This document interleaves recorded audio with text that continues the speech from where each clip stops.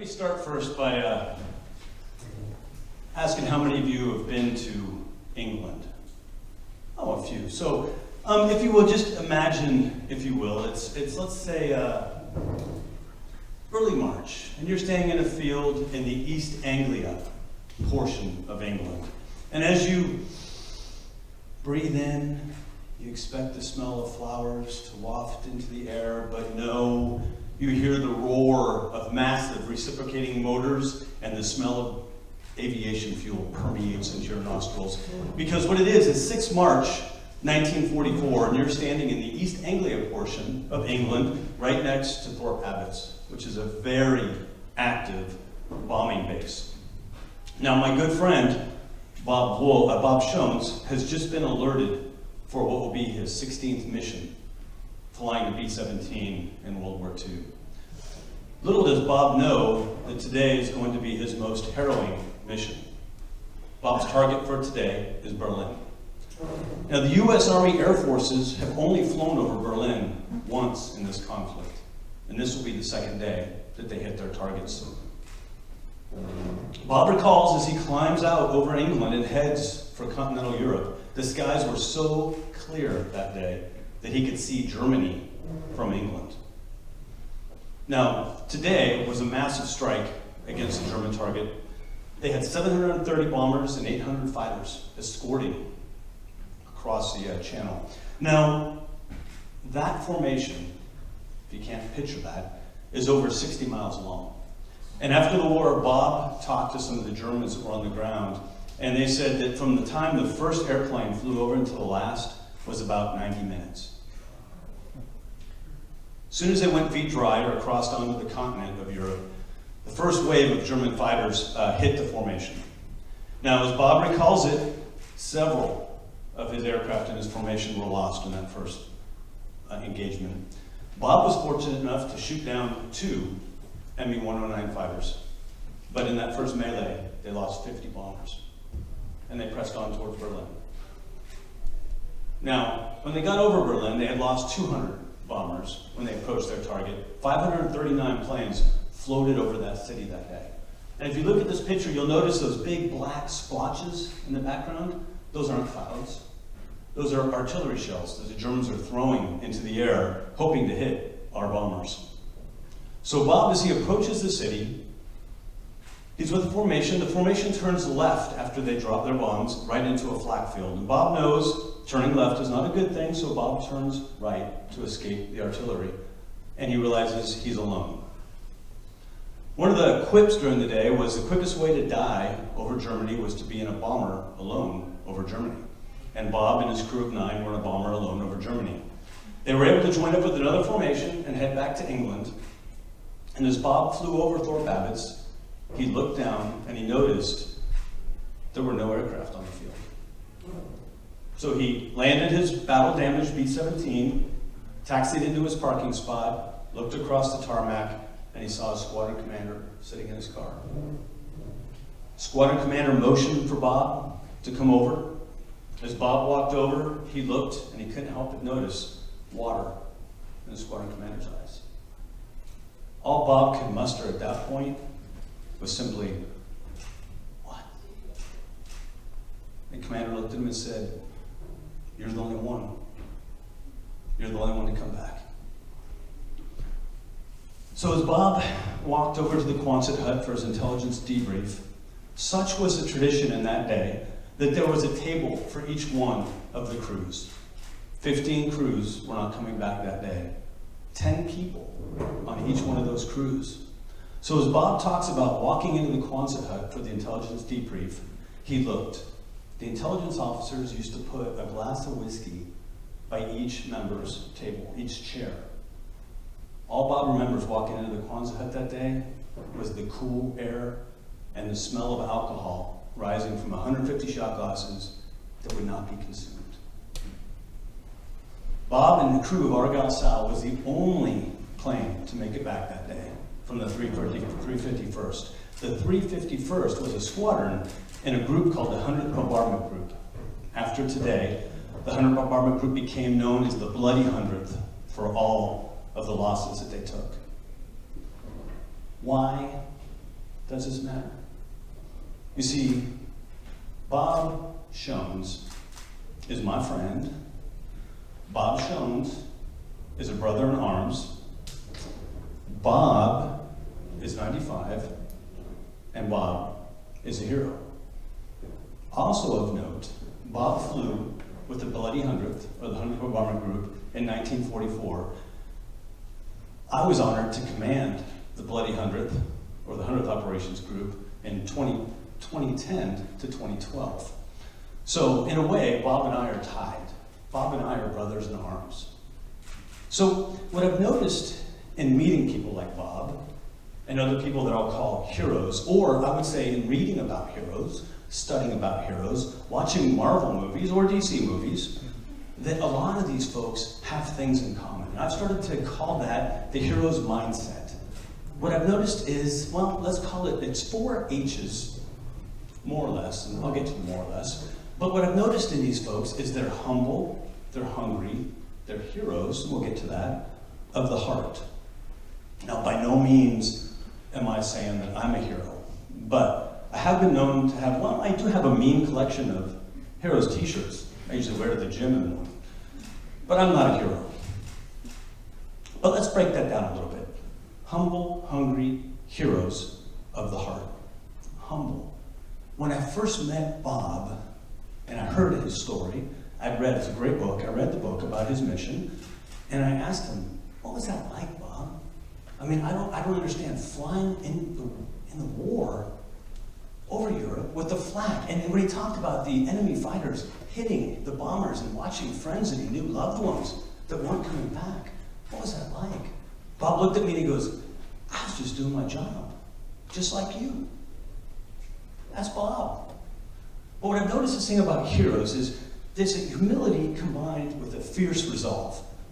Because what the hero knows is humility enhances their leadership or their heroic effectiveness. You see, as a hero, humility is multidimensional. Humility enables the hero to increase self-understanding, to increase their awareness, to increase their openness, to increase their perspective-taking. The next thing I notice about heroes, they're hungry.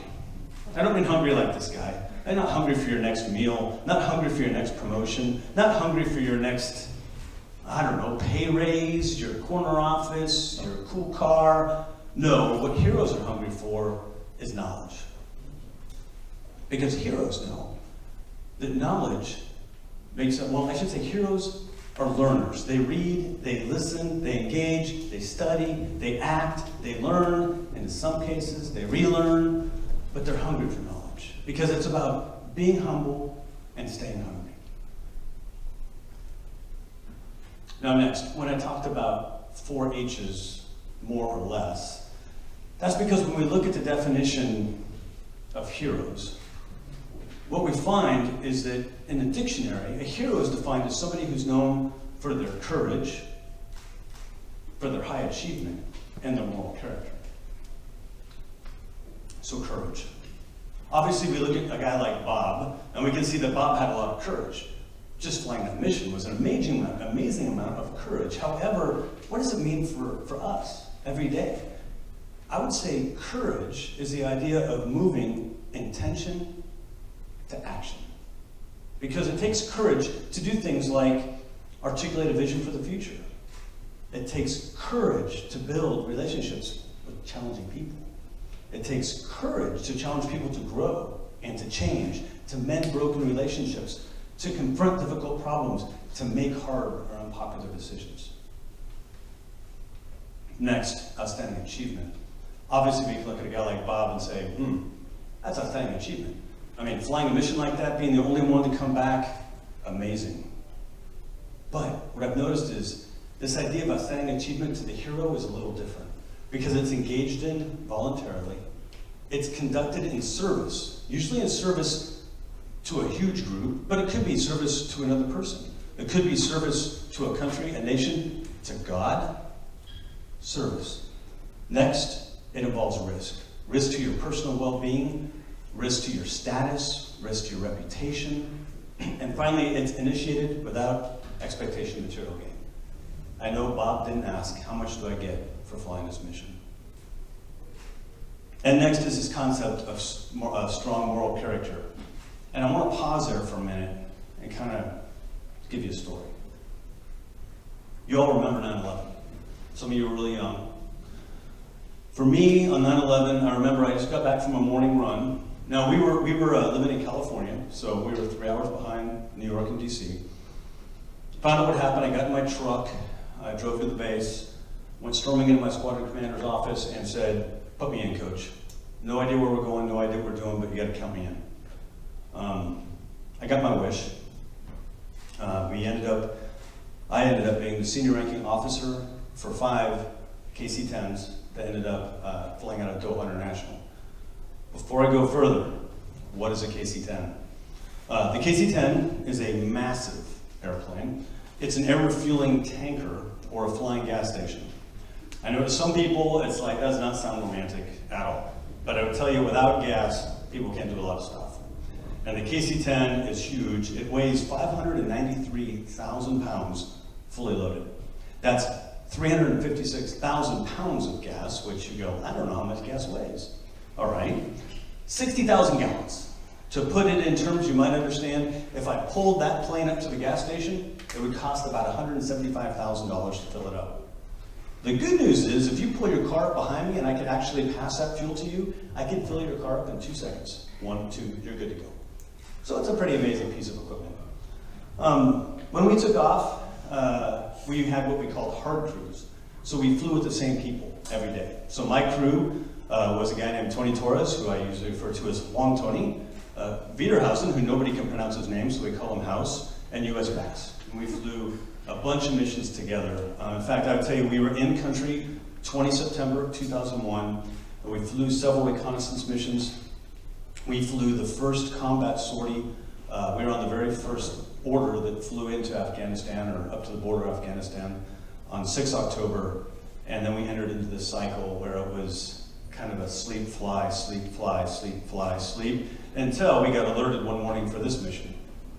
Now this mission, the idea was basically fly down the Gulf, hang a left into Pakistan, hang a left to Afghanistan, hang out for a while. At this time, what was going on, no Air Force fighters could get into Afghanistan. If you remember back then, we had no troops on the ground. Navy fighters were all that we could get in there, and US bombers. So our mission for the day was to fly a 2-ship of KC-10s.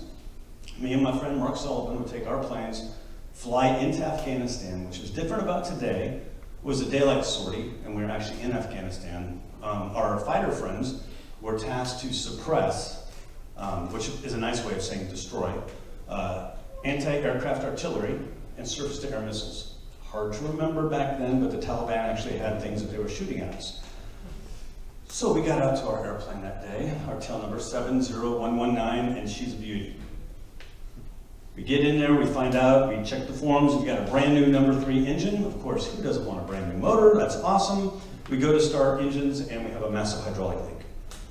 So I called Sully, told Sully, you're gonna have to go ahead without us, we'll rejoin you in Afghanistan. Sully takes off, we get fixed about 30 minutes later, and we start flying to meet Sully. Now, the KC-10 is a very fast airplane. It's big, but it's fast. It flies at about 0.84 Mach, which is just below the speed of sound, and we may have been flying a little faster to hook up with Sully. So Sully, meanwhile, is over Afghanistan, and he has all these guys flying around him. Remember, he has my receivers and his receivers, fighters. Now, the problem was the KC-10 can pass gas, wait for it, thank you, can pass gas through 3 different places. There's 2 wing pods and there's a center drogue. Center drogue is broke, 1 wing pod is down, and the other one is dying. So I call Sully, I say, don't worry, I'm coming, my cape's blowing in the wind, and we're screaming into Afghanistan. I make the left turn I told you about into Afghanistan, about 0.84 Mach, give or take. And all of a sudden on my dashboard, everything starts lighting up, and I get all kinds of warnings in my headset saying that something is really wrong. I look down at the number 3 motor, and it's trying to go in reverse. Now I know I don't have a lot of pilots in the room probably, but if you're doing almost the speed of sound in a plane that weighs 590,000 pounds and one motor's trying to go in reverse, you see what I'm getting at. We're probably going to depart controlled flight. Now, the good thing is the Air Force is really good about safety mechanisms. So what's happening is the thrust reverser is trying to open and there's a piece of metal holding it shut. The The question is, how long will that metal hold? So Sully declares an emergency. He can't pass any more fuel. I declare an emergency. Obviously, I want to go home quick. And every single one of the fighters declares an emergency because they don't have enough gas to get to a landing field. So what do you do? Now we have airborne radar that tracks all of us, and they're getting a little upset because everything's going bad. And I keyed the mic and I said, we'll take the fighters. And they said, confirm your emergency aircraft. I said, confirmed, we are emergency aircraft, we will take the fighters. They immediately told us the fighters cannot climb to you, they're too low on gas. Descend, which meant descend into the threat rings and get the fighters. Nobody thought for a second about not doing that. We descended in broad daylight over Kandahar to get our Marine brothers out. When the Marines came up to get gas, of course, House was in the back feeding gas to them, and House gave them the briefing, if this plane even starts to do anything crazy, you need to get away as quick as possible. Again, we don't know how long that piece of metal is going to hold. The good news is, it held. So we were able to pull the Marines out. Now, when they first came up to get gas, they were so low on fuel, they could only sip a little bit of gas. If you imagine maybe 6 hummingbirds on a flower, that's what that was like. They had to come in and get a little gas, back out, get a little more gas, back out, get a little more gas, so they could all stay airborne together. So what we did was we dragged them back out towards their ship, we dropped them off, and now we had to figure out how to get home. So we started talking about where do we land, and all the fields had too many planes, so we couldn't go there. We had to fly back to Al-Udeid, which is our recovery base. We shut the motor down. We can talk later about why we didn't shut it down earlier. Went back to Al-Udeid, and we landed with the motor out. My point, strong moral character. Everybody on the crew that day, we had talked about what would we do if something like this happened. We all knew what we'd do. We didn't have to ask any questions. Integrity, fortitude, honesty, loyalty. Now I would tell you, right now, this very minute, there's tankers over Afghanistan, tankers over Iraq, tankers over Syria. They all do the same thing. Love, joy, peace, patience, kindness, you know these things. It's all about strong moral character. What's interesting about the hero doesn't think of themselves before acting. The hero will only think of the consequences of not acting at all. Because a hero acts on instinct.